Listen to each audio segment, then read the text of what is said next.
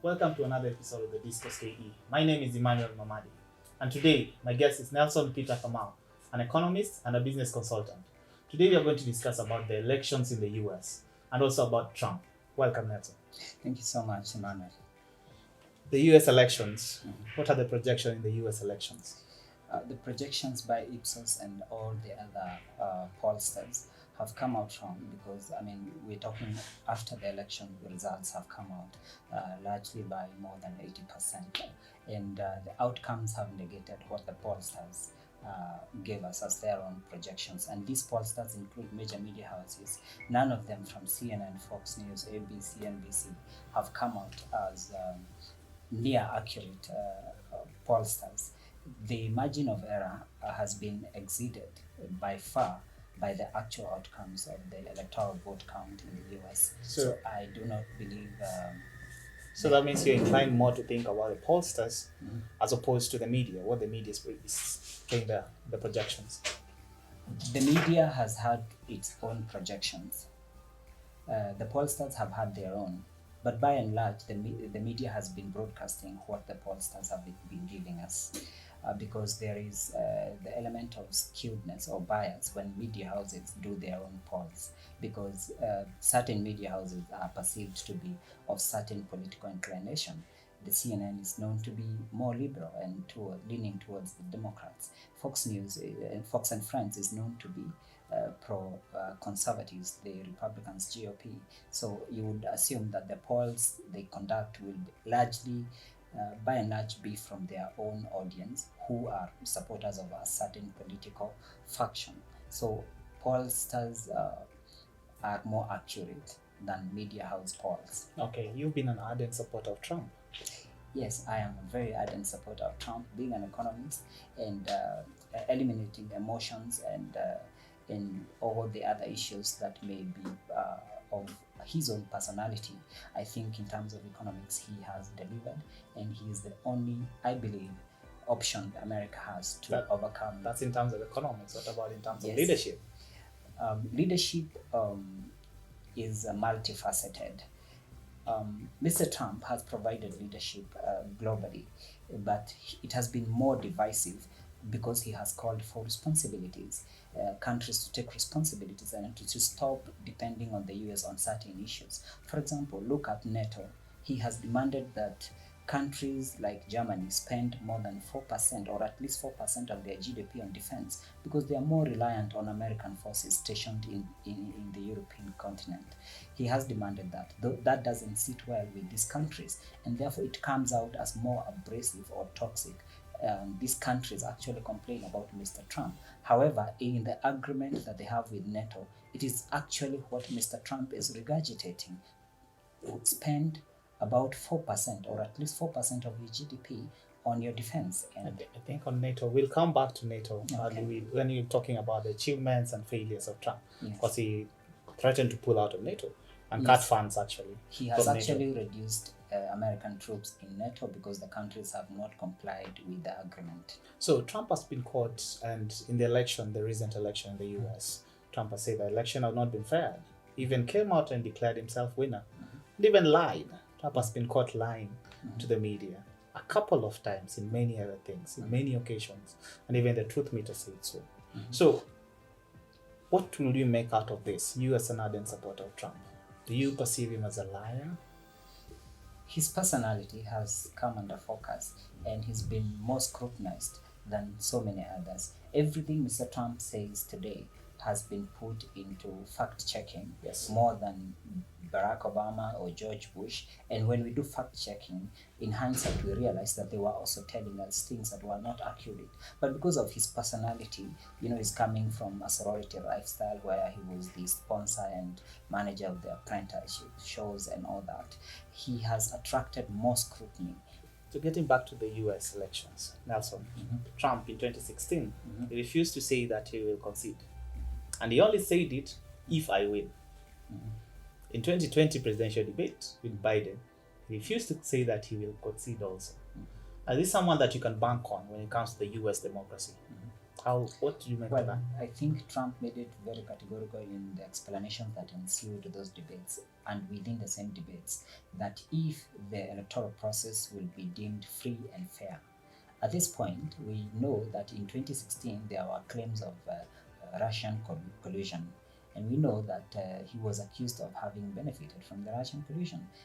What happened after that? FBI investigated, and I believe CIA was involved, and it was nullified. The claims were nullified. They were called off, and Trump had already suffered the defamation of having benefited from their biggest nemesis, I would say, in terms of military power, Russia. And this was very condescending and raised ethical issues about someone who is already in the Oval Office. So Trump is characteristically branded as unfit morally to be the president of the United States in so many ways. Do you think what Russians were involved in 2016 elections? If I believe that they were involved, and then I would have to conform to the narrative that they were helping Mr. Trump. What I would want to do is to go with the outcome of the FBI investigation. The investigations were heavily scientific, and they concluded that Mr. Trump was not helped by the Russians. But there was a CIA dossier, the FBI dossier that pointed out that also the Russian even hacked the chief campaigner of Hillary Clinton, and they also obtained their emails from there, and they also helped in shaping the opinions of the people of the US. What were the facets of the FBI investigation? The emails, the hacking of the campaign team, and all that. What came out later?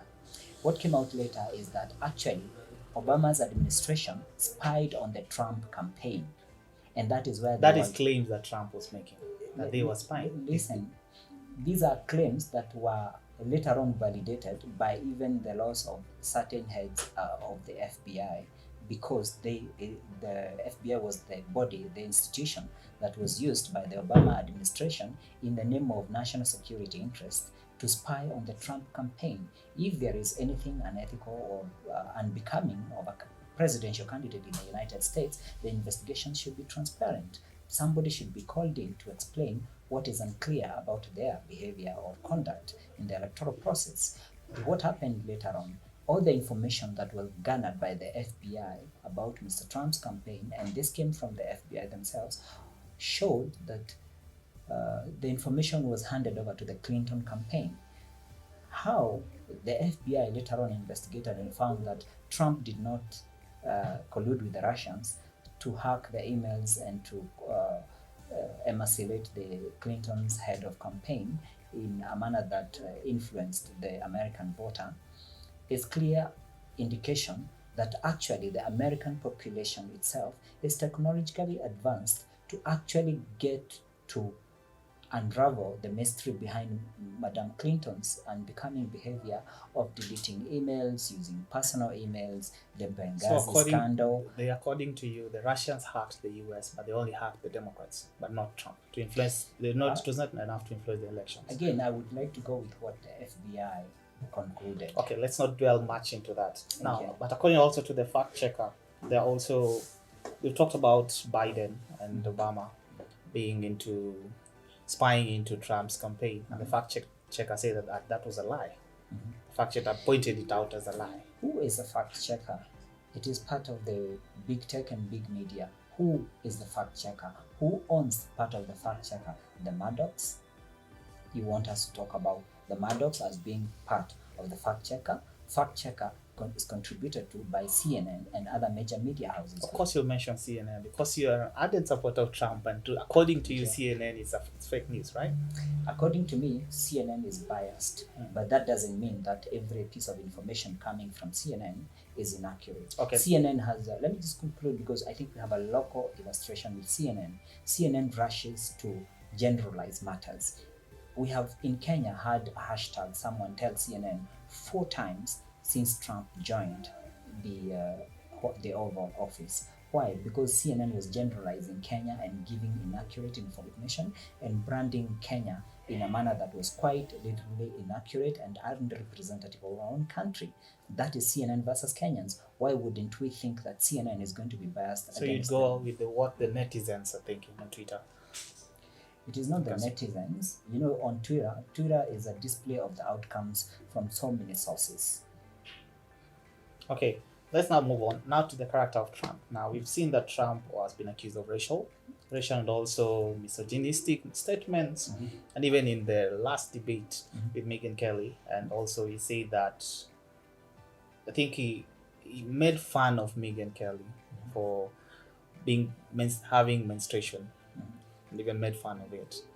So what do you think about this? This is someone who you really Mr.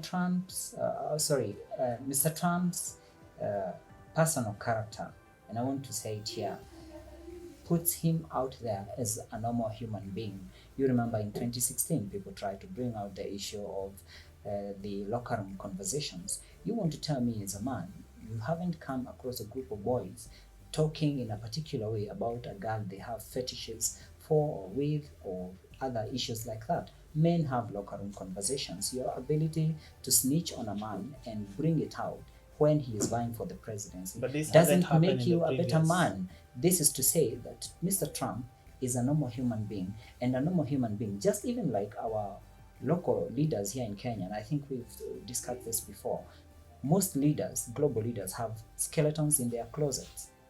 Now look at this way. Mr. Kenyatta here locally is accused of having participated or killed 1,133 souls. Mr. Trump is accused of talking about menstruation and having locker room conversations. But let's not dwell in the into United Trump. States. And also Yes, making I'm it giving you illustrations because I think it is only fair that we juxtapose the two issues and come out with a formidable outcome. But I'm trying to compare it with his predecessors. Look at Obama. Was there any controversial issues about Obama? I believe Obama set a very high moral bar in terms of handling the Oval Office affairs. And Mr. Trump, by and large, So you would applaud Obama for that? I would applaud Obama for that. Okay, now moving on. Trump also has been accused of being a conspiracy theorist. And also we've seen Trump applaud, I don't know if you know Alex Jones. Alex Jones is one of the greatest American conspiracy theorists. Now Trump has been seen applauding this guy. And this guy has been one of the greatest conspiracy theorists. What do you make of this? There's a time Mr. Obama held the White House dinner and Mr. Trump was inside. And remember Obama that time. regurgitated the issues that Trump was raising about his the Birth certificate. the birth story, Yes. and did we even go to the moon, and other important issues. And he jibed Mr. Trump. No sooner did Mr. Trump become the president. I think that was a motivation for him to run for presidency. He had already indicated his interests, and that is why he had started investigating and putting information out there, especially on Twitter, about the inaccuracies and inadequacies of the Obama administration.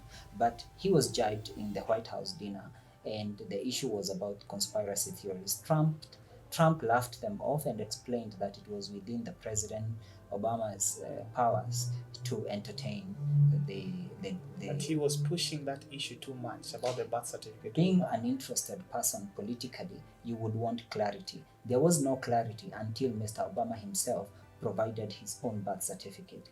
Mr. Trump, as an American citizen and a patriot, was entitled to getting that accurate information. And until then, Obama had given out clarity before even he ran for president. How can you run for president of the United States without he giving ran clarity about without birth certificate? providing some of those details. And if they were provided, why would it have been necessary for him to provide them again after pressure from Mr. Trump? You see, Mr. Trump is a patriot. He wanted information. He got information. He dropped the birth story. Okay. Thank Now, you. moving on now, the chief campaigner of Trump, that is Steve Bannon. Steve Bannon has been seen to be so much into Trump's campaign and is the chief campaigner. And even in the recent election, actually he was censored by Facebook and even Twitter for calling out Trump to put two heads at White House. This is chief campaigner of Donald Trump. What do you make of such a person? When loyalty is tested, there will be a definite response. And Mr. Trump has been tested by big tech and media since his inauguration, when they started saying that there was a very small crowd to his inauguration. But it was evident. It was evident, but it was exaggerated. And also he exaggerated major media it. houses actually went ahead to overemphasize on the crowd more than the content of the inauguration ceremony and the euphemism that they Was there used. content in the inauguration ceremony? There was great content because now we were discussing transition from an African American, there were more important issues to discuss about the inauguration, not just at the level of attendance. I mean, this is someone who had near 50% vote from the 50% of Americans. So clearly, those people who voted for him, if they so wish to come, and Americans have a higher per capita income, you would think that most of them would have wanted to come would have had the means to come and stay in DC and actually attend. But the he lied about the inaugurations. population. He said that that is the highest number the US has ever had in the US history. You would have to provide citations to that. However, when you're under pressure, when you cornered, you must give a definite and a political response. The accuracy or lack of that response that you give is a clear indication that you're also in power and you need to give that response. However, the point I'm trying to put across is Mr. Trump has been under a lot of not just pressure, but personalized attacks by the institutions that I've mentioned here, and it has been by and large unfair. He has managed to overcome 2 shutdowns. He has managed to overcome various issues, including impeachment hoax, and it failed only because he had the Senate. I do not know what is going to happen now that Mr. Trump, the GOP, has the Senate but has continually lost the House of Representatives, and whether, in any case, Mr. Biden's health comes to question, which is an issue even some Democrats have had a problem with. I do not know whether, if he loses only 20 in numbers in the House of Representatives, meaning the GOP will have, and meaning I think that is something to wait and see. And also it is something to wait and see, but it is good to compare the challenges that these 2 presidents have had so that you can see the pressure, maximum pressure Mr. Trump has been put under.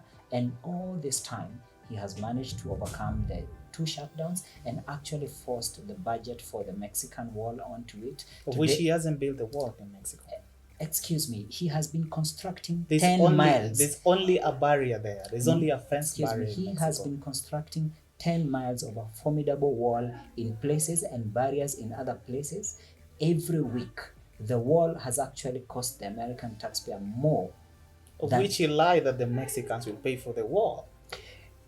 The Mexican president was given the responsibility by Mr. Trump to stop the coyote coming from Southern America in 2018, or else he would actually have had to face it, the payment for the wall through tariffs. He agreed, and you remember Mr. Trump invited him to the US, and he came, and they even went to the border, and the Mexican president conformed to Mr. Trump's demands, and that is how Mexico ended up being saved the embarrassment of having to pay for a border wall being constructed by a neighboring country because of stopping their own population from crossing the border. So Mr. Trump has by and large achieved that objective, and most Americans, especially from the southern states like Texas, are happy with the progress of the wall. Yeah. I do not know why we would question that. I think I'll cut you there.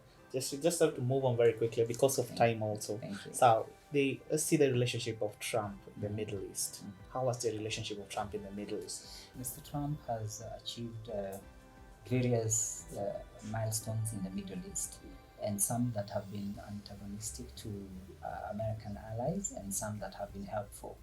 To begin with, Mr. Trump has ameliorated most conflicts in the Middle East. They have become less.